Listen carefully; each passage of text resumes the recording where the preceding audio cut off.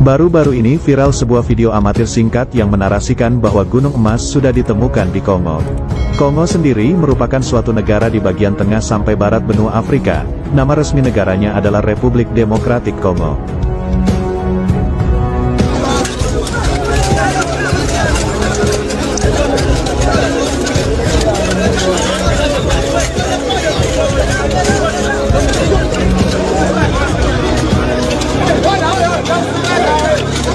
Kaum muslimin, di sini juga kita menyaksikan apa dikatakan Rasulullah Sallallahu Alaihi Wasallam, Efrat mengering di negeri Irak. Apabila dia mengering, akan ketemu nanti gunung emas, kata Rasulullah. Tidak akan terjadi kiamat sampai sungai Efrat mengering terlebih dahulu. Sejak 2014, bulan Maret 2014, apa yang dikatakan oleh NASA Amerika di New York Times pada tanggal 12 Februari 2013 jadi kenyataan bahwa sungai Efrat mengering di 2014. Sampai hari ini sungai Efrat sudah tidak lagi berair sedikit pun. Ternyata New York Times sudah mengumumkan di 2013 tanggal 12 Februari bahwa sungai Efrat menurut NASA sudah susut airnya, mengurang airnya 60%. Kata mereka 2014 sungai Efrat kering total. Kering sudah sekarang 100%. Sungai terbesar di Timur Tengah itu ada 3, Nil, Tigris dan Efrat. Dan Efrat itu induknya atau sumber kepalanya adalah di Turki, lehernya di Syria, bodinya di Irak, ekornya di Iran. Sungai ini sekarang sudah tidak bisa lagi dinikmati oleh umat manusia di negeri Irak. Kaum muslimin yang kami muliakan, Masya Allah. Dan apa yang dikatakan oleh George Bush membuktikan hadis Nabi. Nabi mengatakan tidak akan terjadi kiamat sampai mengering terlebih dahulu sungai Efrat. Keringnya sungai Efrat akan menyebabkan munculnya atau ditemukannya gunungan emas yang ada di negeri Irak, yang menjadikan kaum lelaki di muka bumi ini akan berlomba-lomba ke sana untuk memperebutkan gunung emas tersebut, dan mereka berperang. Dalam setiap 100 orang yang berperang akan terbunuh 99, satu yang tersisa hidup dari 100 orang. Setiap mereka berkata, semoga satu orang yang bertahan hidup itu sayalah orangnya. Di hadis yang lain, Nabi mengisyaratkan ketidaksukaannya kalau umatnya ikut berperang di sana demi memperebutkan gunung emas tersebut. Ibadah Allah yang kami muliakan, sungai Efrat sudah kering. Dan ini tidak bisa ditutup-tutupi. Juga tidak bisa direkayasa keringnya sungai Efrat. Dan George Bush, masih ingat George Bush? Masih? Siapa makhluk ini, Pak? Presiden Amerika Serikat sebelum diganti oleh Barack Obama berpidato dengan penuh semangat di depan gedung putihnya dan berkata, satelit kita telah menangkap potensi emas yang sangat besar di negeri Irak. Amerika Serikat selaku polisi dunia akan memastikan emas tersebut aman dari tangan-tangan para penjahat-penjahat yang tidak bertanggung jawab. Setahu kita yang penjahat itu siapa? Kaum muslimin, subhanallah, hadis Nabi sudah jadi kenyataan. Kalau nggak sekarang, zamannya kapan lagi? Saya bertanya, kalau nggak sekarang, zamannya kapan pernah sungai Efrat kering total seperti sekarang? Dan sudah berapa tahun? Sejak 2014 loh. Sudah berapa tahun?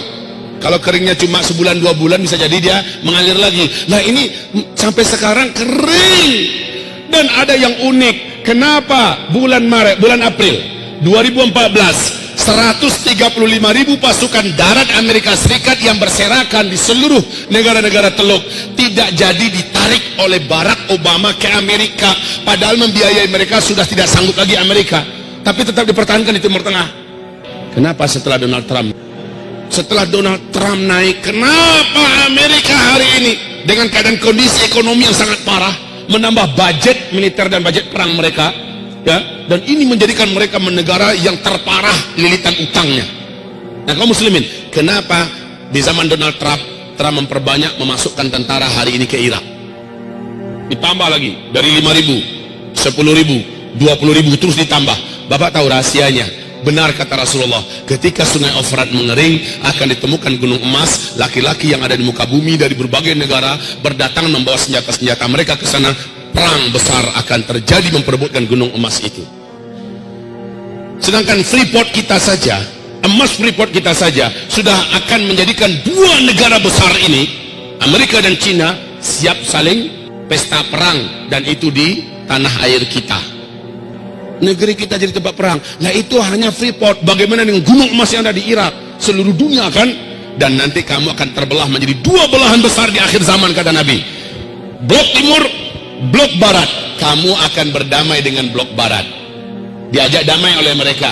Lalu kamu menyatukan kekuatan dengan blok barat, kamu akan berperang memerangi musuh bersama di blok timur. Allah akan kalahkan mereka di tangan kamu, kata Rasulullah sallallahu alaihi wasallam. Lalu barat ketika itu berkata, di Syria, di Damaskus, sambil mengibar-ibarkan benderanya, kemenangan ini adalah kemenangan kaum salib. Padahal mereka kolaborasi dengan dunia Islam, tapi mereka mengumumkan kemenangan adalah kemenangan salib.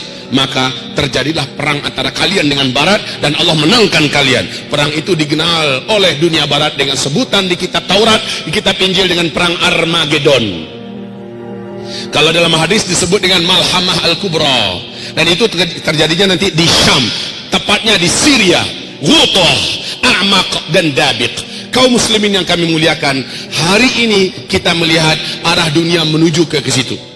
Arah dunia sekarang sedang menuju kepada perpecahan dan peperangan besar. Ada nggak masuk ke bapak masing-masing, ke ibu-ibu di Androidnya, tentang pidato terakhir Donald Trump yang akan melakukan kunjungan perdamaian, kunjungan damai ke Arab Saudi, ke negeri Arab lainnya. Mereka adalah sekutu kami di dunia timur. Kita akan membuatkan kekuatan kita menjadi kembali nyata, bla bla bla bla. Inilah kunjungan terindah yang pernah ada sepanjang sejarah Amerika, kata Donald Trump. Ada dengar nggak? Ada dengar nggak? Padahal sebelum dia naik, apa ancamannya dengan dunia Islam? Apa ancamannya kepada dunia Islam si Donald ini? Dan ancaman itu dia buktikan, Pak. Baru saja dia naik, sudah mulai dilakukan ini. Bahkan ada masjid di Amerika yang diratakan dengan tanah. Sudah mulai. Kemudian bagaimana ancaman-ancamannya dia wujudkan. Dan sekarang dia melihat bagaimana harus bersatu dengan dunia Arab atau dunia Islam. Maka lihat, hadis Nabi akan jadi kenyataan. Kamu akan diajak berdamai oleh Rum, dalam hal ini Amerika dan Eropa. Lalu kamu akan memerangi musuh bersama di blok timur, yaitu Rusia, China, India, Iran, dan semua kekuatan blok timur akan perang besar melawan blok Islam dan Barat. Kaum muslimin, lihat, sebentar lagi, kalau sudah begitu kenyataannya, lalu di fase keempat ini, apa yang harus kita lakukan, wahai para pemuda? Apa yang harus kita buat, wahai generasi muda? Ibu-ibu, apa yang harus ibu lakukan? Sementara kata Rasulullah, yang paling panjang umurnya adalah ibu-ibu. Dalam artian apa? Di fase keempat yang paling banyak tersisa hidup itu kaum ibu-ibu, Bu. Di mana laki-laki jumlahnya 1 berbanding 50. Pada kemana kita semua? Sudah di alam barzakh. Semoga saja kita lagi cerita nanti di taman surga sambil menunggu kiamat. Taib kaum muslimin, ini akhir zaman. Di masa ini akan banyak kejadian-kejadian yang luar biasa. Dan di masa ini memang kaum lelaki yang paling banyak berpindah ke alam barzakh.